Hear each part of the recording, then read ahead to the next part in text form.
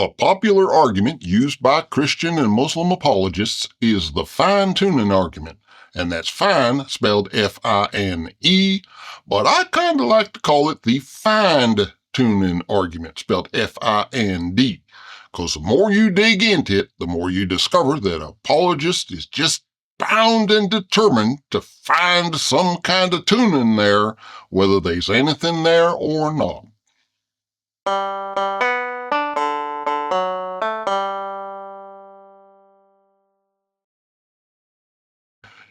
Hey there, folks. Bertram the Barely Bearable Atheist here, continuing our series on the book On Guard by Dr. William Lane Craig. And last time, Dr. Craig was explaining to us his Kalam cosmological argument for the existence of God, which ended with him accidentally providing his readers with a clear, conclusive, scientific refutation of his whole argument. And that was nice. So today we're going to move on to his next argument, which is the so-called argument from fine-tuning, another argument based on assuming that the universe was created. So since we've got two creationist arguments in a row here, I thought now might be a good time to take a minute and talk about the difference between a scientific explanation and a creation myth. We'll start with a creation myth because that's the easiest. A creation myth is a simple story, like what you could tell a small child at bedtime, that takes something in the real world and attributes it to some kind of arbitrary, invisible, unfalsifiable being who uses some kind of magical power to produce whatever the creation myth is about.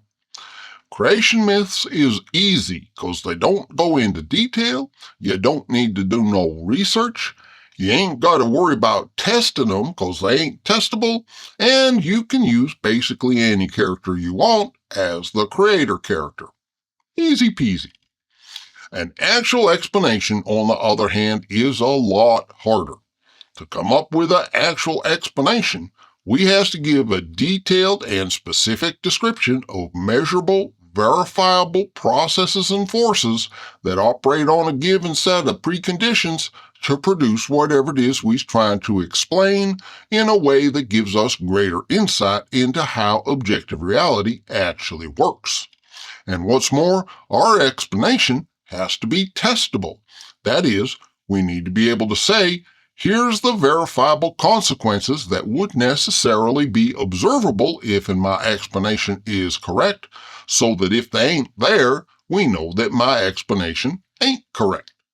And of course, it's a lot harder to find actual explanations for things because we have to get out there and do some actual research and uncover enough data to give us some idea of what we're looking at. And unfortunately, that means that sometimes folks that ain't done all that legwork up front ain't going to be prepared to rightly understand our explanation. And that's going to give a certain psychological advantage to the creation myth on account of the creation myth is simpler and don't require any more intellectual effort than is required to imagine a good bedtime story. Plus, it's easier to associate a creation myth with some kind of moral imperative to make the myth sound important. On the other hand, though, an actual explanation is more useful than a creation myth on account of it gives us reality-based insights into how things actually work in the real world. And that's why scientific explanations has done more to improve our lives and our society than creation myths has done. Outside of Betty by time, at least.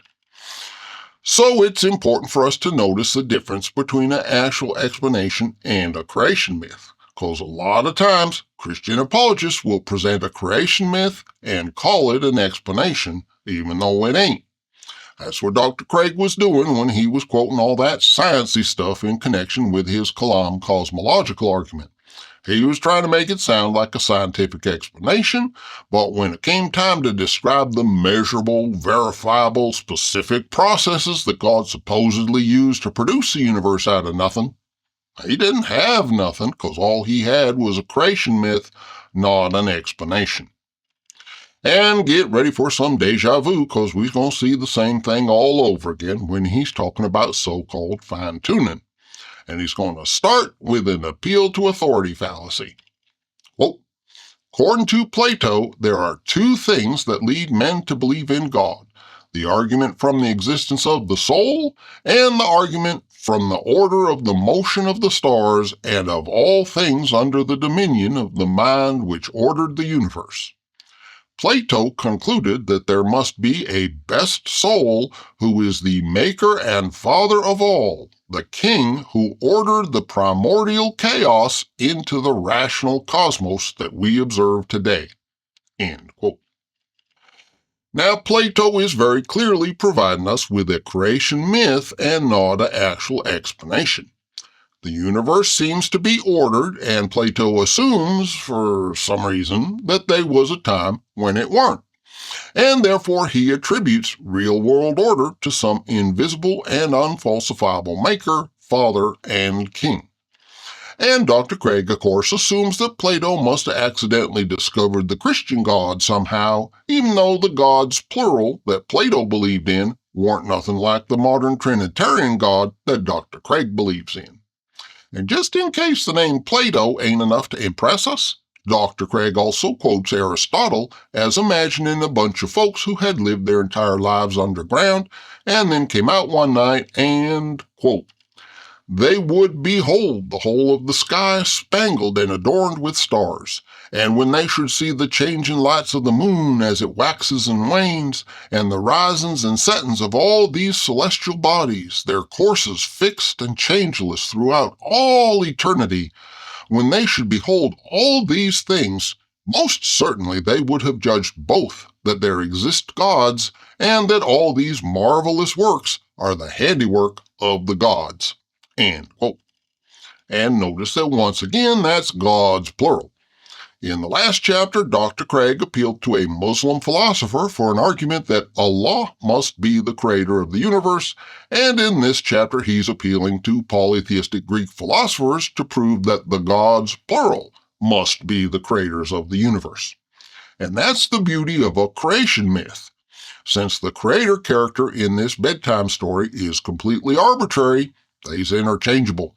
You can take anybody's creation myth and just swap out their god or gods for your own personal favorite deity. It ain't based on any kind of verifiable observation of any actual real-world character creating stuff, so one creator's just as good as another. Personal taste reigns supreme. But there's something important to remember about Plato and Aristotle and a lot of the early philosophers, and that's that they all based their work on the assumption that you could discover actual, real-world truth about just about anything you want just by thinking about whatever sounds most reasonable to you. And part of the reason they made this assumption is because they believed in this creation myth. They believed that the universe was created by a perfect and rational mind with a capital M, and therefore all you needed to do to understand the universe was to recreate his thought processes. You didn't need to stay up late taking measurements of the stars, and you didn't need to go out and dig up rocks and look at them. Everything you need to know, you can discover just by sitting in a nice comfy chair and going, hmm. And don't get me wrong, Plato and Aristotle was smart fellers, just like Dr. Craig is a smart feller, and like Dr. Craig, they got some things right and other things very wrong. For example, they come up with the idea that stars and planets and such followed paths that was perfect circles. Because of course they did, right? Celestial bodies was designed by a perfect rational mind, and a perfect rational mind would have set them on a perfect path, which would be a circle. And when it turned out that they don't in fact have circular paths, the answer weren't that they followed some other kind of path like, I don't know, maybe an ellipse or something. Oh no, it was circles inside of other circles, like if you put a merry-go-round on a flatbed truck and then drove the truck around a circular track while the merry-go-round was turning. And there goes astronomy off on a wild goose chase that lasted for centuries, with astronomers trying to figure out how many circles and how big each circle had to be and how fast they all had to be rotating in order to make the stars and planets go the way we actually see them going. Oh, and by the way, the moon is a perfectly smooth sphere as well. None of these imperfections like mountains or craters or nothing. A perfect, rational mind would only ever create perfectly round, perfectly smooth spheres. And all the light and dark patches you see on the moon was just different colors put there for perfectly aesthetic reasons. Now, what we've learned since the days of Plato and Aristotle is that it ain't enough to think up elaborate schemes in your head to try and figure out how reality works. You have to actually get out there and test your explanations and measure them against the infallible standard of objective reality, no matter how reasonable they might seem to you, and no matter how smart the person is who's thinking up all these fancy scenarios. But of course, Dr. Craig don't mention any of that. He'd like us to think that Plato and Aristotle was onto something, and that modern science is coming to the same conclusions today. Quote, scientists used to think that whatever the very early universe might have been like, given sufficient time and some luck, intelligent life forms like ourselves would eventually evolve somewhere. As a result of discoveries over the last 40 years or so, we now know that that assumption was wrong. In fact, quite the opposite is true. End quote. And that's horse apples. Scientists ain't never said that early conditions don't matter, as if it was somehow impossible to imagine the early universe having qualities that would render life impossible. Of course, folks can imagine scenarios under which intelligent life would fail to arise. All science has been saying is that the conditions we do observe is perfectly compatible with the origin of life as we know it. I mean, obviously, it'd have to be since life as we know it does exist. If conditions in the universe made it impossible for us to exist, then we wouldn't be here talking about the conditions of the early universe. So yeah, the fact that we's here talking about it means that when we look at the universe, of course we's going to discover that conditions in the universe is such that it's possible for us to be here. And this is called the weak anthropic principle. We know before we even look at the universe that it's going to support intelligent life because it already does support intelligent life, namely us. And by the way, as lots of other folks has pointed out, if and we discovered that the universe did not support intelligent life, that'd actually be pretty powerful evidence for supernatural creator. If and folks was alive and studying the universe in a universe that did not naturally support life, that'd be pretty hard to reconcile with what we understand regarding the laws of physics. So if and God wanted us to have evidence that He and He alone was the creator of life on earth, that'd be the best way to do it. So God missed a big opportunity there, apparently. Anyways, back to the anthropic principle. Dr. Craig would like us to believe that recent discoveries has somehow overturned secular thinking about the likelihood of there being intelligent life anywhere in the universe. Quote, astronomers have been stunned by the discovery of how complex and delicate a balance of initial conditions must be present in the Big Bang itself if the universe is to permit the existence of intelligent life anywhere at all in the cosmos. This delicate balance of initial conditions has come to be known as the fine-tuning of the universe for life. End quote. And of course, if the universe is fine-tuned, then that implies that there must be a fine-tuner. So just giving the universe that name means we're already assuming some kind of supernatural creation here. And yes, it is easy to reach the conclusion that they was a supernatural creator if and we begin by assuming that they was a supernatural creator. And just to make sure we don't fail to make that assumption, Dr. Craig repeats it.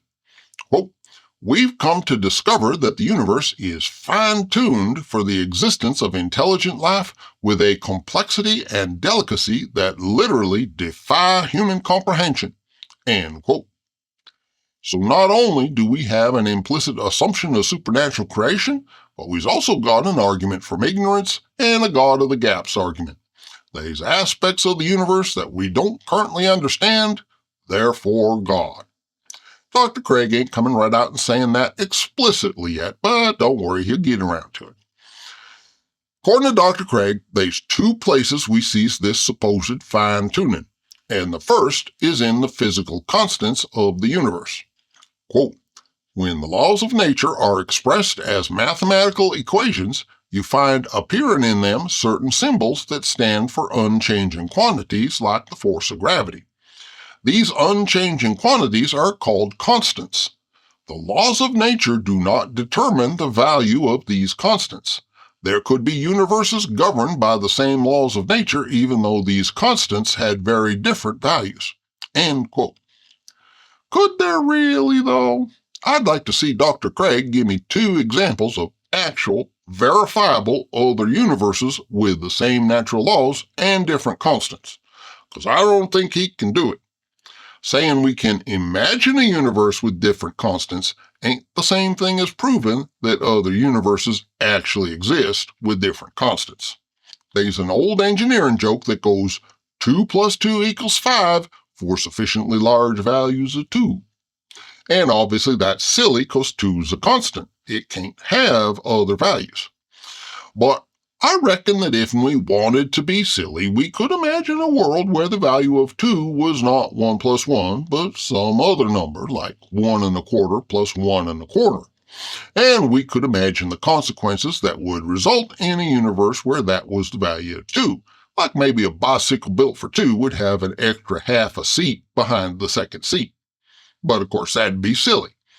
And the point here is that, like Dr. Craig himself explains, the word constant means an unchanging quantity. It can't have other values, because if it can, then it ain't a constant. It's a variable. Now, in the last chapter, we was talking about Einstein's famous cosmological constant. He originally added it in because he thought that he needed a value to make his equation describe a static universe. Once he found out the universe was expanding, he threw it back out again. But recently, scientists has discovered the possible existence of a force called dark energy that actually comes pretty close to playing the same role as Einstein's cosmological constant.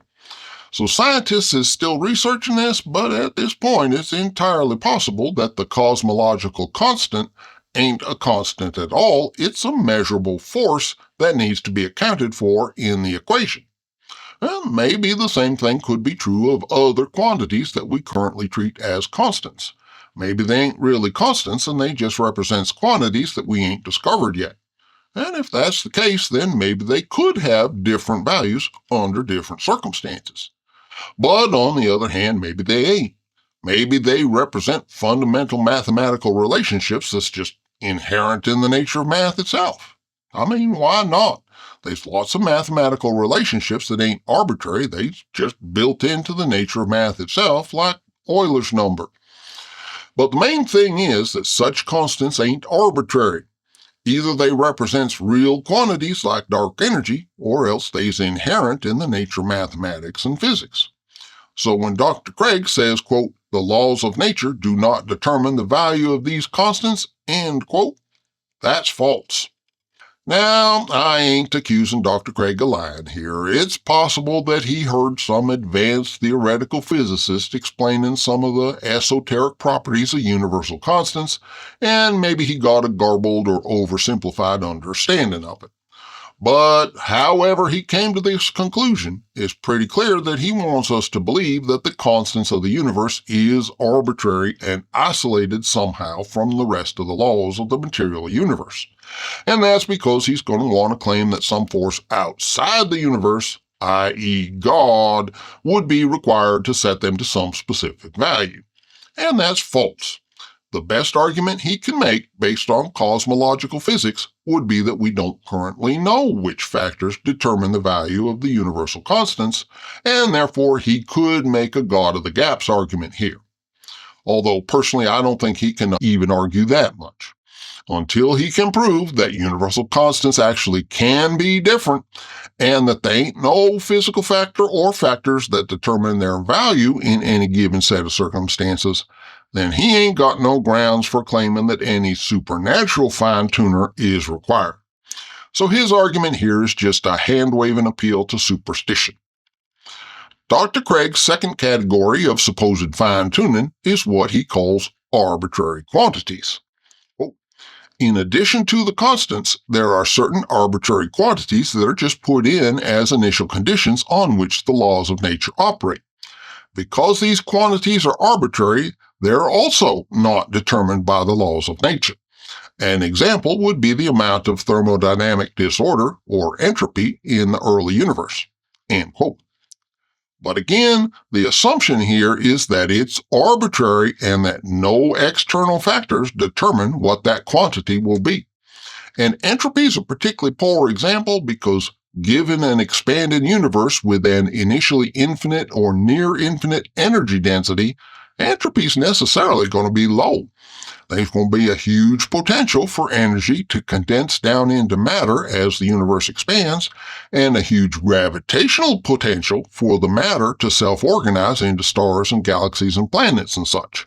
That ain't arbitrary, that's just how physics works. Now, granted, there's some quantities like the total amount of energy in the universe that we might call arbitrary in that there's no particularly apparent reason why the amount of energy should be X and not X plus 1. But on the other hand, them quantities ain't the one that Dr. Craig's going to claim is finely tuned. And besides, just because we can't see any particular specific reason for it to be X rather than X plus 1, that don't mean that they ain't no physical factors that determine what that quantity is. Just because there's a range of values a thing could be, that don't mean that an intelligent fine-tuner is required for it to be any specific value in that range. So the word arbitrary is doing a lot of heavy lifting here, and the bulk of what it's lifting is the unsupported assumption that an intelligent fine-tuner is required in order for things to be the way they is. But since the existence of the fine-tuner is exactly the conclusion that he's trying to prove here, that assumption is circular reasoning. And it all goes back to what I was saying at the beginning about the fine-tuning argument, F-I-N-D. They know they want to find a fine-tuner, so they're doing everything they can to isolate constants from the laws of physics and mathematics and to make it sound almost as if they can't even exist without a fine-tuner. But the reality is that the only thing that's arbitrary is the significance that Dr. Craig and other apologists assigns to these numbers, trying to make them sound astonishing. It's almost like the numerical equivalent of pareidolia. They see in patterns that ain't really there and interpreting them as fingerprints. And I'm sure there's more that could be said, but that's going to about do it for me for today. Next time, we're going to look at some specific examples of things that Dr. Craig thinks is proof of fine-tuning based on assuming that they was finely tuned. So that should be fun. Meanwhile, thanks for watching, and please be kind wherever possible.